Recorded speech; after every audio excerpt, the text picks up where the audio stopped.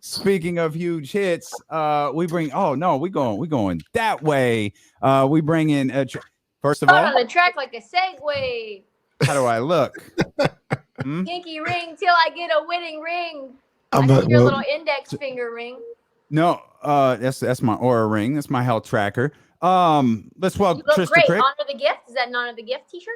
It is. Yep. See, that's big money talk. Y'all ain't talking about talk. Y'all talking big money talk right now. It's like $50, $58, $65 for a T-shirt. It's that thick, like So, 85 big money gram. talk, man. I love All right. it. We talking kids honor the gift. I got this from Old No, that's Navy. fine. This is what we're doing. Okay. This is from the girl who was wearing Kith last week. Hey, why don't you reach over to your left and show the class what just arrived for you? No, chill, relax. You want to do? Oh, we don't want to do that now. Now all of a sudden we bashful. Okay. What happened? Okay. Did you get those Travis Scotts? No, I didn't. Lose it. I didn't get them. Okay. Damien. I'm just. Would you see? I didn't get the Travis Scotts. Acquiring a size 6 has turned out to be a little bit more difficult than I'm working. Popular size. My mission is to get you into those Travis Scott reverse mochas. That would be such a key hookup. Woo. Trista Krick, BetMGM tonight. My Old Navy shirt, man. That's all I'm doing. Heat Check podcast, or you may know her from the Rebels and the hit record. He's a thug, and I love him. Do you guys want any of the lyrics of that? Like I can tell you the lyrics. I want you to rap it or sing it or whatever this record was. Did you have a hip hop name? Yeah, Fate. Fate. Yeah, Fate. So Fate of the Rebels. Yeah, Fate and Fame. That was not coordinated. He was Fame and I was Fate, and then it was Fate for us to become a group. Oh, so this was a male female. This is like City High. Y'all remember City High? That's oh my god. If you go out, oh my god. Yeah. It's literally the only song they had. And then 5-5 with brown eyes as well. He had 2. That's right. Well, then you guys remember I think he wasn't chubby, but he was a little thicker, right? He was with the girl. Mm-hmm. And then she cheated on him with the other member. It's a dirty That's game. how they broke up. It's a dirty game. That's why you don't have a female co-host, I see. I think her name was Claudette Ortiz. I used to like her. I used to like Claudette Ortiz.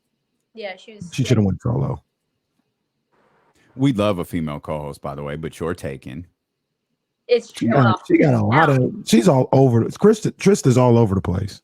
Like she got a podcast, radio show. If you listen to BetMGM tonight, you will know my stance on being locked down into one thing and monogamy as a whole. So I am engaging always. No doubt. Monogamy today. Yesterday it was fatherless children. I mean, we're popping here. So Trista, tell us more about monogamy and why you're against it. Well, do you want the lyrics or do you want the monogamy? We got time. I want the lyrics, really, though. I want the lyrics for "He's a Thug and I Love Him." Hold on. So, can I think I might have them somewhere. I can send them. We'll wait if you want to go grab them. We will sit with the class. We'll wait patiently if you want to go find them. Every thug needs a girl that's her lover and friend. The one that locks you down when you locked in the pen, and that's me. Yeah. Make your cold heart warm up. I'ma love you if you're GQ or even torn up, which is a total lie. An absolute lie. It's only GQ, no torn up, or even torn up, and that's me. Yeah, what's it? Oh man, I lost my train of thought. Okay. That's all right. Maybe we can get Trysta to open up for the Wu-Tang Clan and Nas. They're going to be at the Toyota Amphitheater on August 2nd. Summers Live is here. Get 4 tickets for $80, all in, available now till August 9th. Go to livenation.com/SummersLive. Wu-Tang and Nas. We've got tickets right now for you. Caller number 3, 916-349-1320. Oh, I have the rest. Down for whatever that he wants me to do. Oh, I can't do it if I'm just saying it. I can't. I'm not going to rap it. Well, rap it. No, I'm not going to do that. No. Who did you model your style after? First, you know what? That's what I got a lot. About that time. I could tell. It was around that time. And a little bit of Lauryn Hill. she came out when I first really got into recording, and I had my own little karaoke machine. And the miseducation of Trysta Krick. I'm with it. TRY to the STA. My first beat I ever rapped over was Lost Ones. Okay. It's funny how money changes situation. Miscommunication lead to complications. Oh, that's one of the greatest albums ever. Have you always been a hip hop head? Was that your love growing up? Like in terms of music, was hip hop? Yeah. So we moved to Portland when I was 6 in 1992, and there were 2 high schools. My sister went to the neighborhood high school and brought back Doggy Style and brought back the Chronic, and she was really into hip hop. Kind of, she's 9-10 years older at the time, right? So I'm 6, she's 16.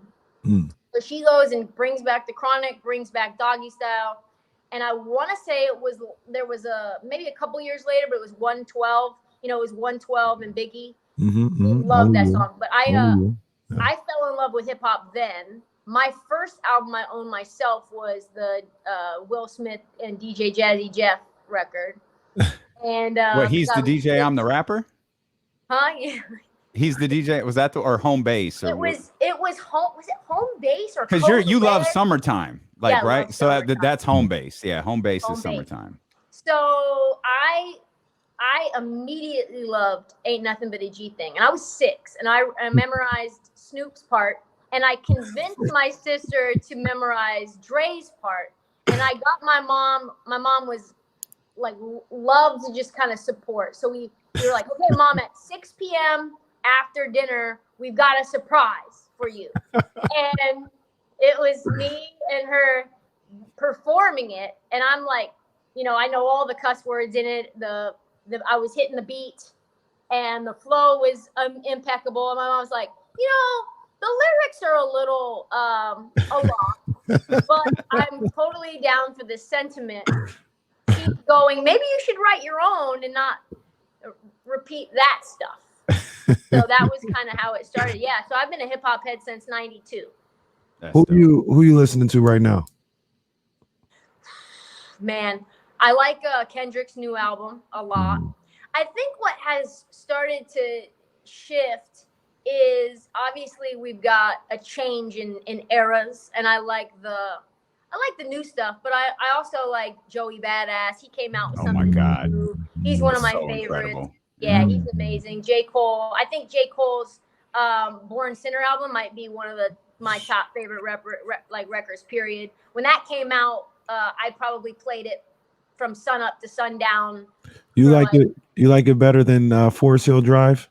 Yeah, a lot better. A lot better. Really? Settle down. Wow. One of the great albums. Then KOD was crazy too. KOD was crazy, but I think Born Sinner was a cut above. Okay. And I grew up loving Bone Thugs. So harmony. Really? Harmony and rap together were something that I just could not. So I would sort of sing rap a little bit too. And that was in 2001 too, before it was like when Fab started doing it and Sean, like that era, like that ting, like that very poppy. Well, kids don't know. Fabulous ran the radio for like 4 years. Yeah, he did. Him and Jaw were. When he followed up Can't Deny with Holla Back. Oh man. Woo, woo. He was ridiculous. Yeah, he was dropping heat. Yeah, he was dropping heat. Trysta Krick with us here on D-Lo and Casey. Okay. So we heard yesterday that some productive conversations took place between the Lakers and LeBron James regarding a contract extension. My question is, what? It seems like simple. Like, hey, Bron, max 2 years, you down? Yes or no? What is the conversation being had? So Bronny may or may not go to G League Ignite this next year and go not even have his senior year of high school.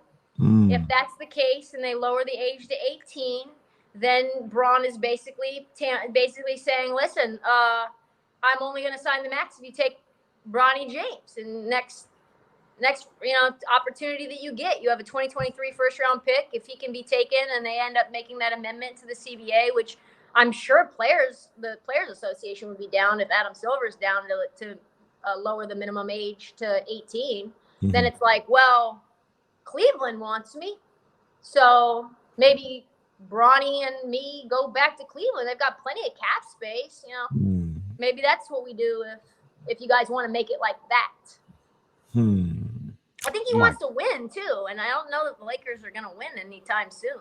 Well, and that's the one thing that always floats in the back of my head is, and he wants to win, absolutely. I'm not questioning that, but has he resigned himself to the fact of probably not going to win another one with this? Like it's probably not going to happen. Like if I want to stay here, my wife, she wants to stay in LA, and Bronny's in school in LA, all this other stuff. Bryce is still in school. If I want to do that, it's probably not going to happen in LA. And is he like, all right, well, I'm going to just break all these records. I'm going to live in LA.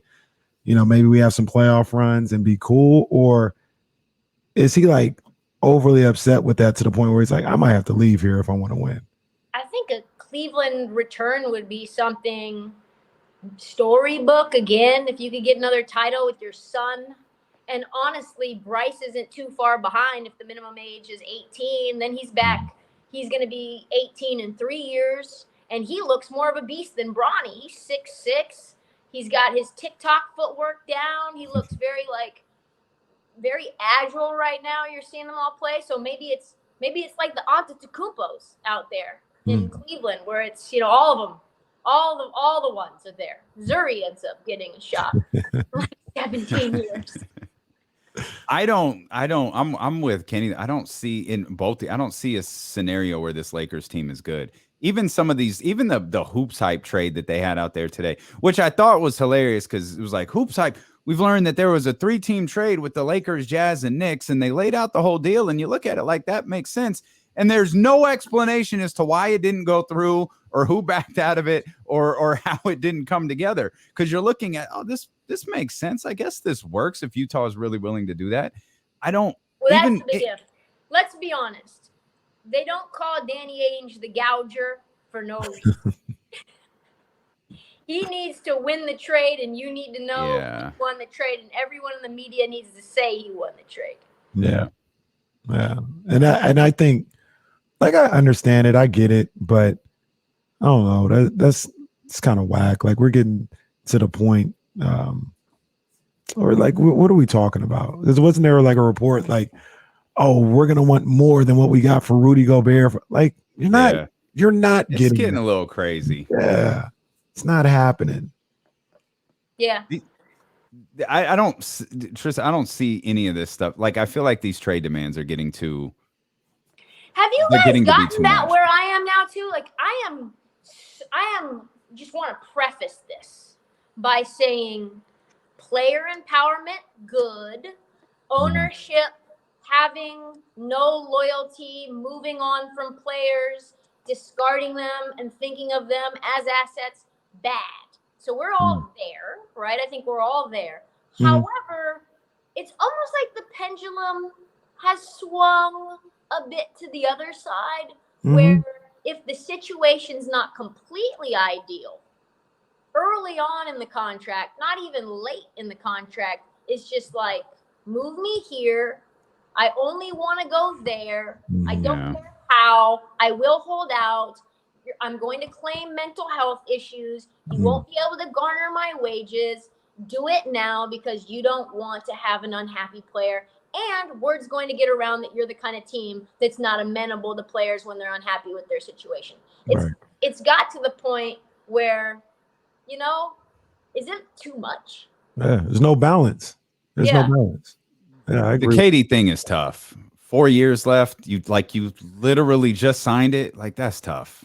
And if I was KD, this is the only reason, and I don't know if this is true, but this is the only reason that there would be any cause for him to be 100% right in this way.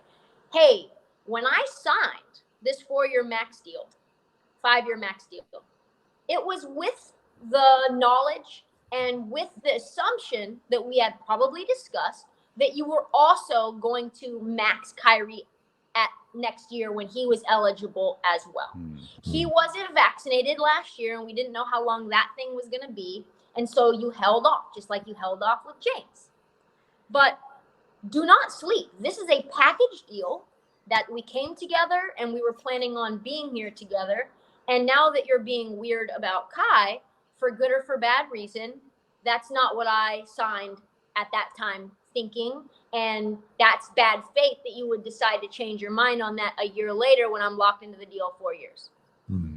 At that point, you're kind of like, well, that's valid. 100. I agree. Yeah. I agree. Yeah, for sure. But see, then you get to ownership. I don't know if they're doing this on purpose or it's just they're playing the market where they're just kind of outpricing themselves, though. Like, and then you look to KD and KD has, I want to go here, I want to go there. Well, it would take so much to get what we need back in return. Like, you're going to go there and be on a bad team. You're okay with that? And it's like a stalemate right now between the two of those parties. And I think because Sean Marks, I don't know if you guys can hear me okay because I'm setting my phone down. No, you're good. You're good. And I think it's to the point where there's almost this ego between GMs where because you got 5 first-round picks for Rudy and you got young players that were high caliber and Rudy Gobert is not even in the same stratosphere as Kevin Durant, then in your mind, you think, well, then that means 9 picks or 10 picks, things that are not even possible for Kevin. And it's to the point where, well, what Minnesota did is not indicative of the entire market, right? Just because Minnesota was in a spot where they decided to overpay for Rudy doesn't mean that that has now set the market for Kevin. Right.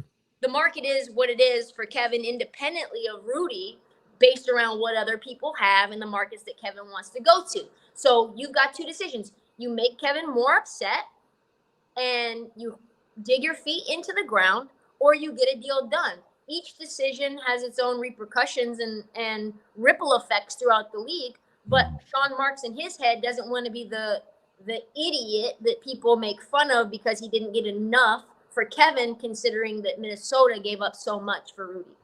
Right. I already make fun of Sean Marks enough. Yeah. Right. But look, even on top of that, it's Sean Marks may understand the situation, but if the owner comes back and he's reading all these jokes that people have about the Brooklyn Nets, he'll go to Sean Marks and be like, what did you just do? It might not even be Sean Marks being embarrassed. It may be, what's his name, Josiah, being embarrassed that they're getting drugged for not getting as much for even Rudy Gobert. And he goes to Sean like, you got us out here looking crazy. Yeah. Even though that's the right thing, like the deal he got was the right thing, but it's just ego, like you talked about. It's one of those Daryl Morey situations where you let it play out, and we're basically saying Daryl is not making the right moves, and for really I think we collectively were in the right headspace when we were questioning that, saying Daryl, just get rid of Ben. He doesn't want to be there. He's never going to play there. Everyone knows that. And people think that Kevin will play there because he loves hoop that much. Who knows? I don't know. But you have to know that, okay, over time, it doesn't mean that the market's just going to open up. And maybe that's what Sean Marks thinks is going to happen, is some contender at the deadline is going to say, you know what? Fine, we'll give you Mikal Bridges, 4 first-round picks, whoever, right? DeAndre Ayton says he's fine to go to Brooklyn, so he signs off on it, and that deal can get done in February. I don't know, but it has to be amenable for both sides. But we also know Josiah is fine with overpaying and doing whatever it takes to build a championship roster. Alibaba co-founder, multi-billionaire, also owns the New York Liberty. So if you get rid of your cap space and there's free agency coming down the line, then why don't you just do that? You start over and kind of wipe your hands from it. I just think we've got to be aware of these deals. We have to look at them more in a vacuum, and we have to look at them with like context. Like I thought the Minnesota deal makes complete sense to me. I get why what are we going to do with these draft picks? We can't keep getting young guys. We have to get someone who can help us right now. To me, that deal makes complete sense. To think that now sets the market for Donovan or for Kevin is like, unless there's another Minnesota out there, it doesn't. And then now people looking at it like, oh, you know, what you just said. We're going to get 10 first-round picks for like stop no this. that. This is silly. This is silly. It is. And I think it's interesting, too, because Minnesota's draft picks are going to be in the late 20s. They're going to go to the playoffs. We know that. That's the case. So if they have 5 first-round picks that are somewhere between 18 and 30, 18 and 25, somewhere in there, then what do I care about 5 of those? Right. Who am I getting? And you can say, well, also, if I'm Tim Connolly, I'm better at evaluating second-round talent than you. I'm happy to give these idiots. I'm not going to say that Danny Ainge is, but like in your mind, well, I've got the edge in terms of evaluating talent. You go ahead and take these janky 20 overall picks. I'm going to go ahead and in the low 30s, I'll move up and I'll get the exact guy I was going to get at 25. And you know what? Now I got Rudy and that guy. I think Minnesota might be 55 plus next year. Wow. Absolutely. I was talking to Nick Nurse about this, and I asked him about the deal. That'll come out in a couple weeks from now on the podcast. So definitely check in and tune in for that. But I asked him about it, and I said, what does this mean? And he goes, it means that Minnesota believes that they can win right now and that Rudy is the piece that helps them get there. Whether they win a championship or not, that's the deal that makes the most sense, to open up Karl Anthony Towns to be an offensive player. Because what's the blueprint? The blueprint for all these other NBA teams is let's attack Karl Anthony Towns every single possession defensively and expose him, get him into foul trouble, get him frustrated. And now you can't do that because Rudy's there as the rim protector. You're the best, man. Thank you as always. He's a thug and I love him. He's a thug and I really love him. Wow. Wow. Bars, baby. Bars, baby. I'll send you. I have it. I'll send it to you guys. You can give me your assessment. And then how about next Friday? If you want to make fun of me, we can just do one of those quid pro quos, and you can put it on the radio station and be like, look at this idiot. No, we keep it between friends all the time. It's not for public consumption. You have to know I was only 16. I didn't know any better. That feels like it was the B-side. I was only 16. That was the B-side to He's a Thug and I Love Him. So shout out Faith. No, the B-side was Playettes. And you don't love Playettes. Yes. Oh man, this story keeps getting better. Wow. And you in fact don't love thugs though. I love upstanding gentlemen that have good jobs, that are well dressed, that are no holes in the gear unless it's for fashion. Yes, with good energy, intellect, and ambition. Good stuff. Control on the internet. We love you, Trysta. You're the best.